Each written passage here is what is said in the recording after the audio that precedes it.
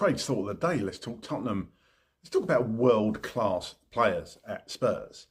Have Spurs got a world-class player at the moment? Now, you could say Christian Romero. I'll throw him into the mix. World Cup winner, of course.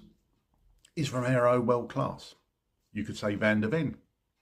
Is Van der Ven world-class yet? Certainly the likes of Van der Ven, I would suggest that he's not world-class, but he is a brilliant footballer and somebody we should be looking to tie down.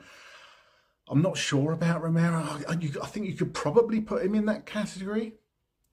I think there's definitely an argument for that, Romero. But apart from Romero, who is our world-class player? And when you think about it, over the last, I would say going back to 2010, 2011 sort of time, we've always had at least one world-class player in the squad, I would suggest.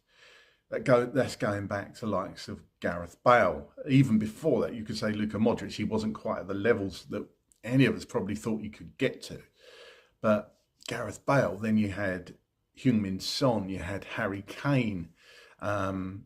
Back in that Poch team, you could probably sling in Christian Eriksen. He gets a bit stick, Eriksen. People saying he wasn't as good as he's. I personally think Eriksen at that time was one of the best creative midfielders on the planet, to be honest with you. We were so lucky with that squad. So I suppose my thought of the day and my question for you guys is, do Spurs have a world-class player in their squad at the moment? And if they haven't, do Spurs need a world-class player in their squad? Somebody that makes us tick. We've always kind of had that player that gets us off our seats. Of course, you could argue Kudus is that player at the moment. I personally wouldn't say Kudus is world-class, but he is a brilliant player to watch and a typical Tottenham player, let's be honest.